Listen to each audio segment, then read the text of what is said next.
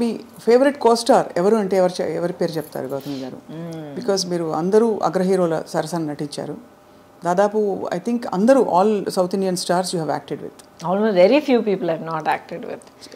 చిరంజీవి గారు లేదు, ఆయన టైంలో he was actually upset with me. ఎందుకంటే ఒక ఫిల్మ్ త్రీ ఫిల్మ్స్ ఆ టైంలో అడిగారు అనమాట. కానీ ఐ ఫెల్ట్ సో బ్యాడ్. ప్రతిసారి ఇక్కడ ఆల్రెడీ కమిట్ అయిన ఒక సినిమా, యాక్చువల్లీ కోఇన్సిడెంట్లీ రజనీ గారి ఫిల్ము క్లాష్ వచ్చిందనమాట.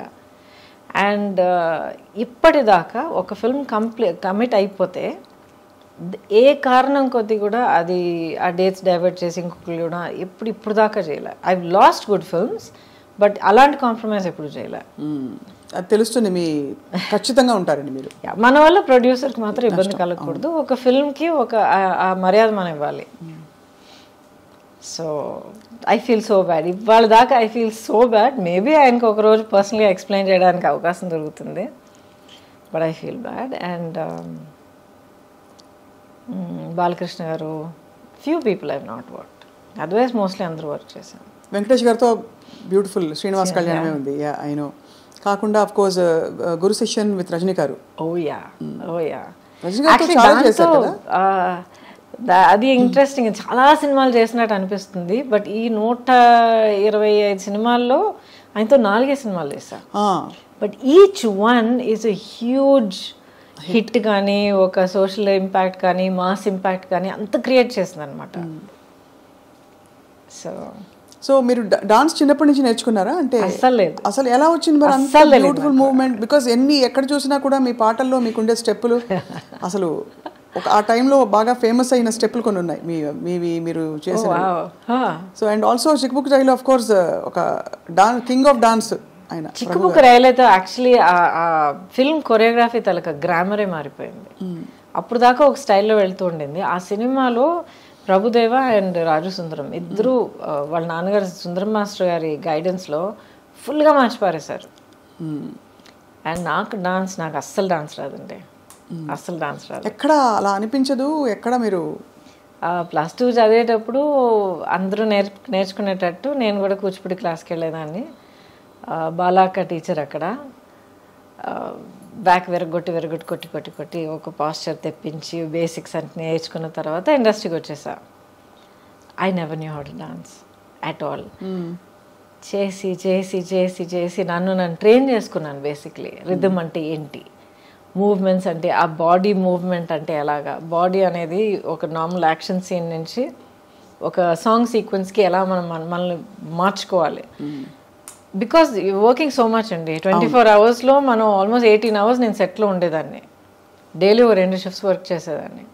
సో అంత వర్క్ చేస్తున్నప్పుడు అది ఆల్మోస్ట్ ఒక బ్రీదింగ్ లాగా అయిపోతుంది మనకి. సో మరి అందుకనే బహుశా మీరు అంత అజైల్గా కనిపించేవారు స్క్రీన్ మీద. యువర్ సో అంటే ఎలా చెప్పాలి, ఫ్లూయిడ్గా ఉండేది మీ పర్ఫార్మెన్స్ అంతా కూడా. థ్యాంక్ యూ ఫర్ దాట్ అండి. బట్ ఐ థింక్ ఇప్పుడు మీరు అంటున్నప్పుడు mind went back to that. నాకు ఓవర్వెల్మింగ్గా గుర్తొచ్చేది ఏంటంటే I just loved what I was doing. నాకు ఇన్ని గంటలు పని చేస్తున్నాను నాకు అసలు నిద్రే లేదే, టైంకి తినలేదు, లేకపోతే కాళ్ళు నొప్పి పెడుతున్నాయి, నథింగ్. నెక్స్ట్ ఏంటి, ఏ సినిమా, ఏ షూట్, ఏం సీన్, ఏం చేస్తున్నావు. It was a fantastic thrilling ride for me అనమాట. అండ్ ఇట్స్ చాలా గొప్ప బ్లెస్సింగ్ అండి. Almost 37-38 years now. అవును, నాన్ స్టాప్. ఎప్పుడు అసలు అలసిపోలేదు. And I'm still here. And you look so radiant. అంటే ఇది ఏదో ముఖస్తుతికి చెప్పడం కాదు, బట్ మీ స్కిన్ కానీ మీ కళ్ళు కానీ యూ జస్ట్ అంటే it's very hard to imagine. Time has gone by but you haven't అసలు ఒక ఇది కూడా కనిపించట్లేదు. దాని ఆనవాళ్ళు ఎక్కడా కనిపించట్లేదు, కాలం ఇలా పరిగెట్టిందని. థ్యాంక్ యూ అండి. But I'm blessed. I'm really blessed. ప్రాక్టికల్గా చెప్తాను ఒక విషయం. ఇప్పుడు అసలు ఏం కనిపించట్లేదు, అలాగే ఉన్నారు, స్కిన్ అంతా అంటున్నారు కదా. Thank you for that. But ప్రాక్టికల్గా చెప్పాలంటే మనం ఎలా బ్రతుకుతున్నామో చాలా ఇంపార్టెంట్. నాట్ జస్ట్ ఎక్సర్సైజ్ చేస్తున్నామా, ఇన్ని క్యాలరీస్ తింటున్నామా, ఇచ్చేస్తున్నాం. నో, హాలిస్టిక్గా నన్ను నేను ఎలా గమనించుకుంటున్నాను, మైండ్, బాడీ అండ్ సోల్. ఇప్పుడు నేను కూడా చాలా horrible time of my life నేను దాటుకుని వచ్చాను. నేను చాలా హారబుల్. అసలు ఇప్పుడు రైట్ నౌ నేను ఫైట్ చేస్తున్న బ్యాటిల్ గురించి మీరు విన్నారంటే కొంచెం మీకు తెలిసి ఉండొచ్చు. I'm fighting a legal battle to get all my life earnings back. But ఒక్కొక్క స్టేజ్ దాటుకొచ్చేటప్పుడు లేకపోతే బయట మనం చెప్పేటప్పుడు బీ స్ట్రాంగ్ బీ అని అంటాం మనం, అండ్ వీ మీన్ ఇట్. కానీ ఆ పొజిషన్లో ఉండి ఫైట్ చేసేటప్పుడు అది ఎంత ఘోరమైన ఒక సిచ్యువేషన్ అనేది మనకి అనుభవించే ప్రతి ఒక్కరికి తెలుస్తుంది. Now I realise through all of that you need to find something within yourself. మనలో మనం ఒక యాంకరింగ్, ఒక సెంటరింగ్ ఒకటి చేసుకోవాలి. ఏం జరిగినా,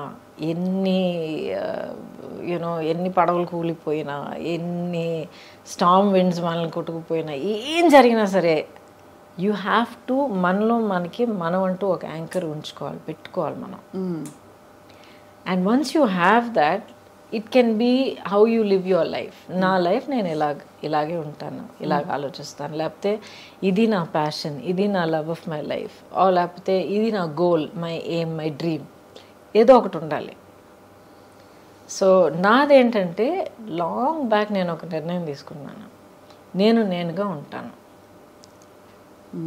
ఒక సినికల్గా మారడం, అవును ట్రాజడీస్ చూశాను, అవును మనుషులు నన్ను చీట్ చేయడం అనేది నేను చూశాను, ఆర్ పీపుల్ కమింగ్ విత్ ఒక డిసీట్ఫుల్ ఇంటెన్షన్ అనేది నేను చూశాను, ఒకరినొకరు హర్ట్ చేసుకోవడం. ప్రొఫెషనల్ లైఫ్, పర్సనల్ లైఫ్, రెండు, everything all put together. Professional I don't think so, but around in life, in life, especially మీరు as you get older you become a parent, లైఫ్ని ఇంకో కొత్త పర్స్పెక్టివ్లో చూస్తారు. మీరు మీ చుట్టూ ఉన్న అప్పుడు దాకా మీకు అసలు మీ నోటీస్కే రాని కొన్ని విషయాలన్నీ మీరు కొత్తగా యాజ్ అ పేరెంట్గా మీరు చూసేటప్పుడు అన్నీ మీరు క్లియర్గా అబ్జర్వ్ చేయడం మొదలు పెడతారు. బికాజ్ ఓకే నా బిడ్డని దీని నుంచి కాపాడాలి, నా బిడ్డని దీని నుంచి కాపాడాలి అని మనం చూడడం మొదలు పెడతాం. అప్పుడు I became aware of the world around me అనమాట. Because I was single parent. అవును, సింగిల్ పేరెంట్గా నిలబడి, I was also an orphan child. ఎందుకంటే అమ్మ పోయారు, తర్వాత నాన్నగారు పోయారు. అప్పుడు మీరు కోప్ అవుతున్నారు ఆ లాస్ తోటి? Had to, no choice. Breaking down, feeling sad for myself ఛాన్సే లేదు. నేను కూర్చుని పోతే ఇంకా నా పాపని ఎవరు చూసుకుంటారు? ఎవరు లేరు. So I just focused on that. What next, దానికోసం నేనేం చేయాలి, నెక్స్ట్ ఇప్పుడు నేనేం చేయాలి, రేపటికి ఎలా ప్లాన్ చేయాలి, ఇది ఒకటే తప్ప. Very single minded. But when I said I will be myself అంటే నాలో కొన్ని క్వాలిటీస్ ఉన్నాయి. ఆ క్వాలిటీస్ నేను వదిలిపెట్టను, కాంప్రమైజ్ అవ్వను. అవి తెలుసుకోవడమే పెద్ద గగనం అండి. మనం ఏంటో తెలుసుకోవడం అన్నది I discovered. It's a process. ఇప్పుడు కూడా ఈ లేటెస్ట్ ఛాలెంజ్ దాటుకొచ్చేటప్పటికి నాలో ఇంకొన్ని విషయాలు నాకే తెలిసి వచ్చాయి. So you feel good. Correct, అవును.